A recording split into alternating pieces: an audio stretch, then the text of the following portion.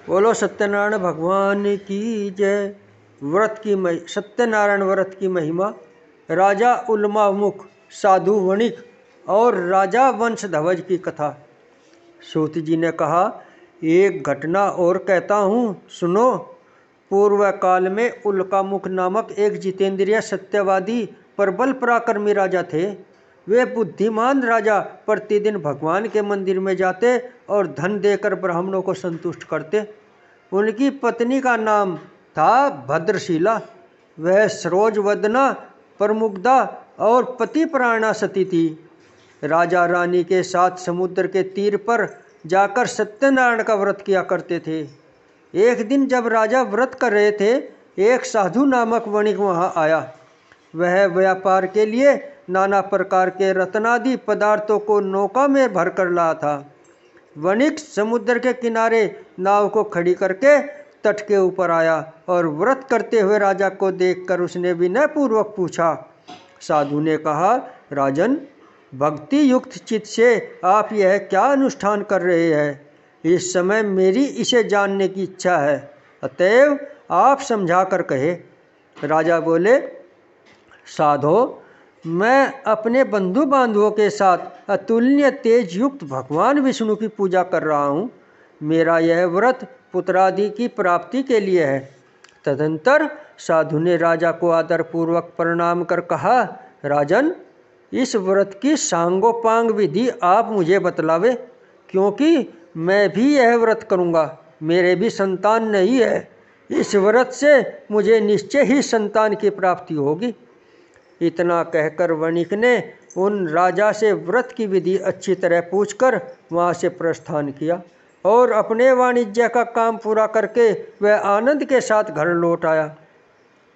कुछ ही दिनों के बाद उसकी पतिव्रता पत्नी गर्भवती हुई और समय पर उसने एक अति सुंदरी कन्या को जन्म दिया। कन्या शुक्ल पक्ष के चंद्रमा की भांति दिनों दिन बढ़ने लगी। वणिक ने उसका जातक मर्दादि संस्कार करवाकर उसका नाम रखा कलावती।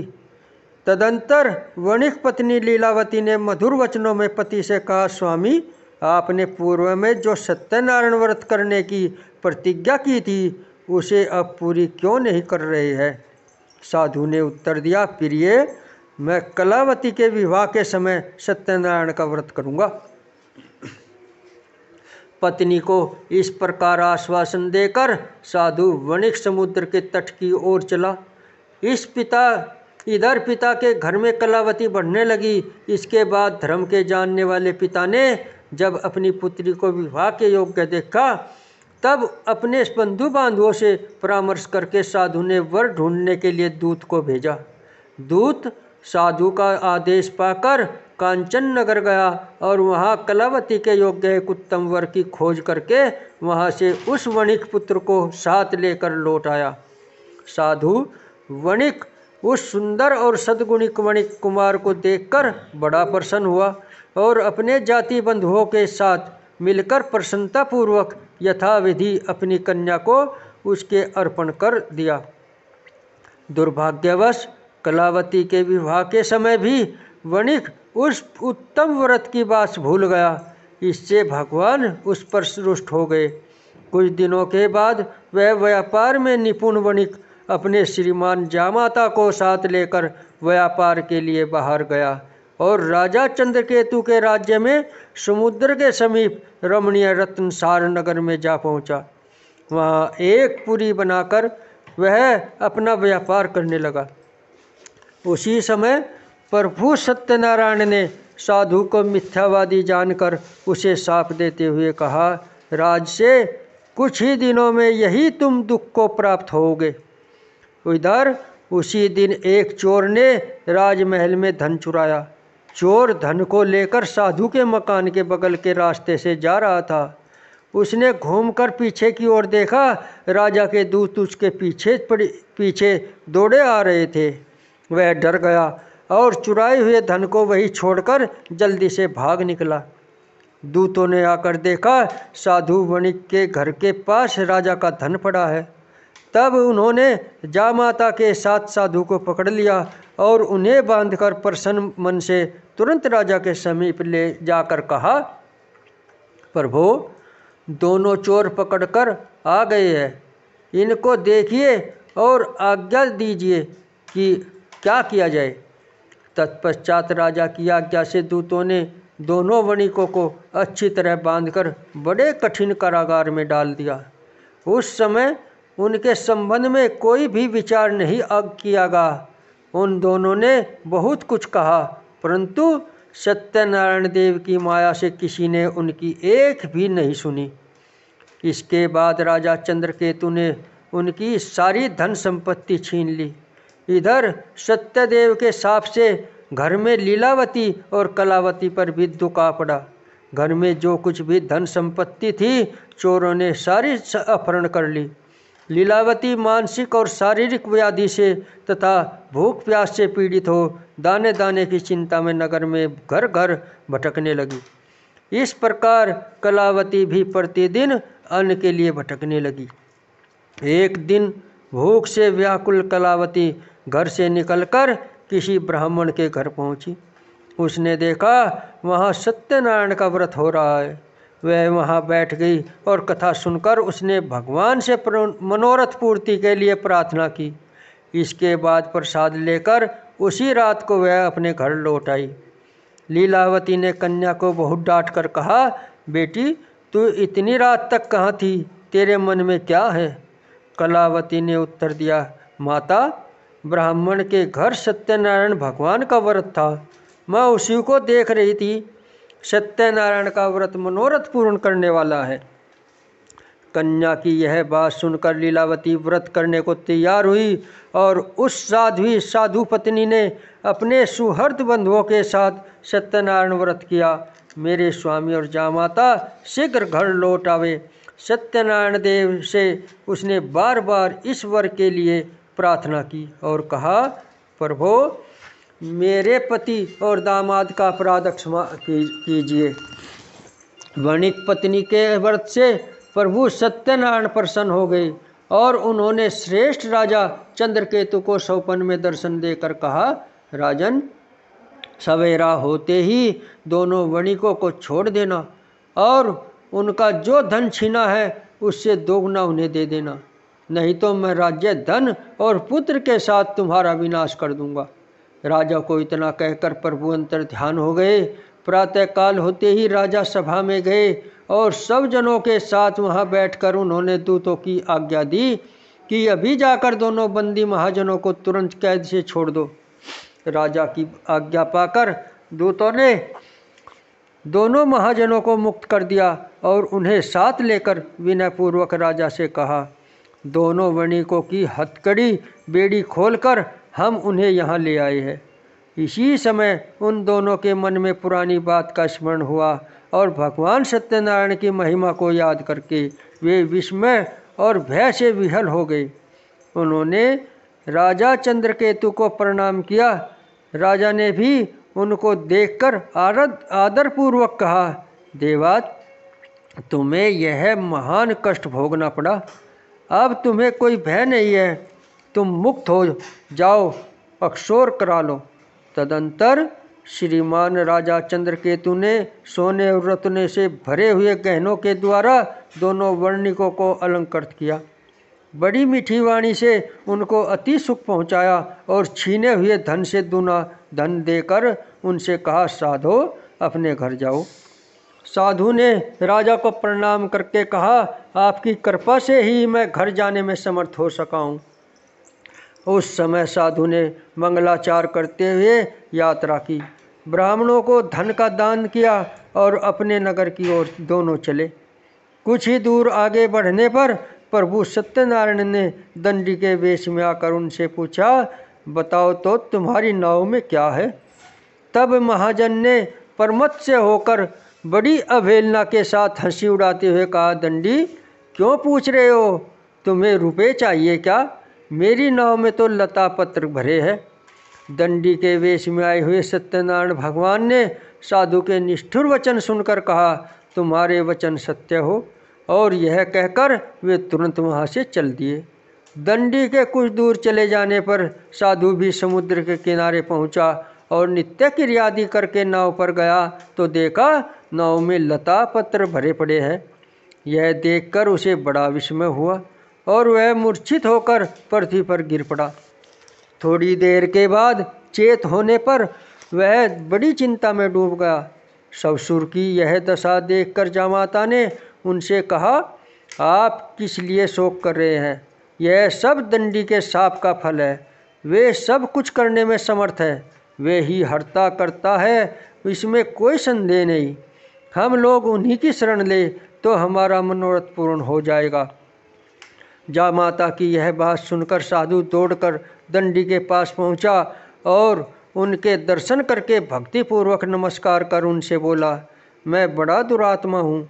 आपकी माया से मुक्त होकर मैंने जो कुछ कह दिया है उसके लिए क्षमा करें। मैंने आपके सामने दुष्ट वाक्यों का प्रयोग किया है। हे नाथ, मुझे इसके लिए क्षमा करें। अक्षमा ही साधुओं का धन है। साधु तो दूसरों का उपकार करने में ही लगे रहते हैं। यो कहकर शोक विकल वणिक बार बार प्रणाम करने लगा और रोने लगा। साधु वणिक को विलाप करते देखकर दंडी ने कहा, रो मत, मेरी बात सुनो। दुर्मते, तुम मेरा अपमान करके मेरी पूजा से विमुख हो गए थे, उसी के फलस्वरूप बार बार दुख को प्राप्त होते हो। भगवान के इस प्रकार के वचनों को सुनकर साधु ने भगवान को की स्तुति की। साधु बोला, प्रभो, ब्रह्मादि स्वर्गवासी देवता आपकी माया से मोहित होकर आपके आश्चर्यमय रूप और गुणों को नहीं जान पाते। मैं भी आपकी माया से मुक्त हूँ, अतएव आपको कैसे जान सकूँगा? आप प्रसन्न हो, मैं अपने वैभव के अनुसार आपकी पूजा करूँगा। मैं आपके शरणागत हूँ, मुझे पुत्र और वित्त दीजिए, मेरी रक्षा कीजिए। साधु के इस प्रकार के भक्ति युक्त वचनों को सुनकर भगवान जनार्दन परितुष्ट हो गए और साधु को मनचाहा वर देकर वह अंतर ध्यान हो गए। तदंतर साधु ने नाव पर चढ़कर देखा, नाव रत्नादि से भरी है।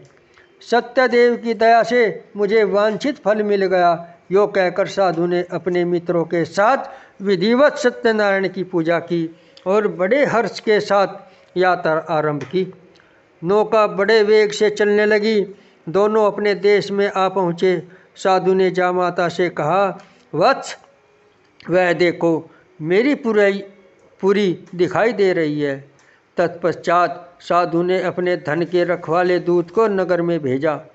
दूत ने साधु की पत्नी लीलावती के समीप जाकर हाथ जोड़कर प्रणाम करते हुए कहा, आपके पति देव नाना प्रकार के धन रत्नों के साथ अपने जामाता और सुहृद मित्रों से घिरे हुए आ रहे हैं। साध्वी वणिक पत्नी दूत के मुख से स्वामी और जामाता के आने का समाचार सुनकर बड़ी हर्षित हुई और सत्यदेव की पूजा करके उसने अपनी लड़की से कहा, मैं पति की अगवानी के लिए जाऊंगी, तुम भी तुरंत मेरे साथ चलो। माता की बात सुनकर कलावती ने सत्यनारायण का व्रत किया, परंतु प्रसाद लिए बिना ही वह पति के सामने चल पड़ी। इससे सत्यनारायण देव रुष्ट हो गए। धन रत्न और जवाई को लेकर नौका जल में अदृश्य हो गई। कलावती ने जब पति को नहीं देखा तब वह शोक से अत्यंत व्याकुल होकर रोती हुई जमीन पर गिर पड़ी। वह अपने पति और नाव के न दिखने से अत्यंत शोकातुर हुई थी। कन्या की इस दशा को देखकर साधु बहुत डर गया। उसने सोचा, यह क्या आश्चर्य हो गया। नाव खेने वाले भी बड़ी चिंता करने लगे। यह सब देखकर पतिव्रता लीलावती अत्यंत दुख से विहल होकर विलाप करती हुई स्वामी से बोली, मैंने अभी अभी जमाई को देखा था। क्षण मात्र में ही नौका के साथ जामाता दृश्य हो गए। अब वे कहीं नहीं दिख रहे हैं। पता नहीं किस देवता ने उन्हें इस प्रकार हरण कर लिया। आप क्या भगवान सत्यदेव के प्रभाव को नहीं जानते?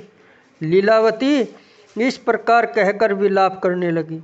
उसी के साथ सारे बंधु बांधव भी रोने लगे। लीलावती अपनी कन्या को गोद में लेकर रुदन करने लगी। कन्या कलावती ने स्वामी को डूबा हुआ जानकर दुखित हृदय से पति की पादुका को लेकर सती होने का निश्चय किया। धर्म को जानने वाला साधु वणिक कन्या की यह स्थिति देखकर अपनी पत्नी के साथ शोक से अत्यंत व्याकुल हो उठा और उसने मन ही मन सोचा, निश्चय ही सत्यदेव की माया के द्वारा ही मेरे जामाता हरे गए हैं। मैं अपने वैभव के अनुसार भगवान सत्यनारायण की पूजा करूँगा। साधु ने वहाँ सब लोगों को बुलाकर यह बात कही और अपना मनोरथ व्यक्त करते हुए पृथ्वी पर दंड की भांति पड़कर वह बार बार भगवान सत्यदेव को प्रणाम करने लगा। इससे सत्यदेव प्रसन्न हो गए। उन्होंने आकाश से ही साधु के प्रति कहा, साधो, तुम्हारी कन्या मेरे भोग का तिरस्कार करके पति को देखने के लिए आ गई, इसीलिए उसका पति अदृश्य हो गया। अब वह घर जाए, प्रसाद लेकर लौट कर आवे, तब अवश्य ही उसे स्वामी का सुख प्राप्त होगा, इसमें कोई संदेह नहीं है। वणिक नंदिनी कलावती ने गगन मंडल से यह प्राण दान करने वाली वाणी सुनी और सुनकर तुरंत ही वह घर चली गई। वहाँ जाकर उसने प्रसाद लिया। तदंतर जब वह लौट कर आई तब अपने पति को, नाव को और समस्त बंधुओं को देखकर अत्यंत सुखी हुई। उसने पिता से कहा, पिताजी आइए हम लोग घर चले, अब देर क्यों कर रहे हैं। कन्या की इस बात को सुनकर वणिक प्रसन्न हो गया और विधि विधान के साथ भगवान सत्यनारायण की पूजा करके धन रत्न और बंधुओं के साथ वह अपने घर पहुंचा। तदंतर प्रत्येक संक्रांति और पूर्णिमा को यथाशक्ति विधि सत्यनारायण की पूजा करता हुआ वह इस लोक में सुखी होकर अंत में सत्यपुर को प्राप्त हुआ। सूत जी कहते हैं, सूत जी बोले, श्रेष्ठ मुनियों, एक उपाख्यान और सुनिए। पूर्व काल में वंशध्वज नामक एक प्रजा पालन में तत्पर राजा थे। उन्होंने सत्यदेव के प्रसाद का परित्याग किया था, इसलिए वे दुख को प्राप्त हुए। एक दिन राजा ने वन में जाकर विविध प्रकार के मृगों का शिकार किया। फिर जब विश्राम के लिए वे बरगद के वृक्ष के नीचे आए तब उन्होंने देखा गवाले लोग बड़े संतुष्ट मन से मित्रों को साथ लेकर भक्तिपूर्वक सत्यनारायण देव की पूजा कर रहे हैं। राजा ने सत्यनारायण की पूजा होती देखी, पर घमंड के कारण न तो वे वहाँ गए और न प्रणाम ही किया। गवाले राजा के पास प्रसाद रख आए और पूजा की जगह आकर प्रसाद लेकर अपने घरों को चले गए। राजा ने प्रसाद नहीं लिया, इसीलिए वे बड़े दुख में पड़े। उनके 100 पुत्र मर गए, धन धान आदि समस्त संपत्ति नष्ट हो गई। तब उन्होंने सोचा, सत्यदेव ने ही मेरा सब कुछ नष्ट कर दिया है, इसलिए जिस स्थान पर ग्वाले पूजा कर रहे थे मैं वहाँ जाऊँगा। राजा ने मन ही मन ऐसा निश्चय किया और ग्वालों के साथ पास जाकर उनके साथ भक्ति श्रद्धापूर्वक यथाविधि सत्यदेव की पूजा की। तब सत्यदेव की कृपा से वे धन पुत्रादि से संपन्न हो गए और इस लोक में सुख भोग कर अंत में विष्णुपुर में जा पहुँचे। जो मनुष्य इस परम दुर्लभ सत्यनारायण व्रत का आचरण करता है, भुक्ति मुक्तिदायिनी इस पवित्र कथा का श्रवण करता है, वह भगवान सत्यदेव के प्रसाद से धन धान्य आदि समृद्धि को प्राप्त होता है। इससे दरिद्र धन पाता है, बंदी बंधन से छूटता है, भयभीत भय से छुटकारा पाता है और मनुष्य इस लोक में मनोवांछित फल को पाकर अंत में सत्यपुर में गमन करता है। यह सत्य है, इसमें संदेह नहीं। सूत जी कहते हैं, ब्राह्मणों, आप लोगों को मैंने सत्यनारायण व्रत सुनाया। इस व्रत का आचरण करके मनुष्य सारे दुखों से छूट जाता है,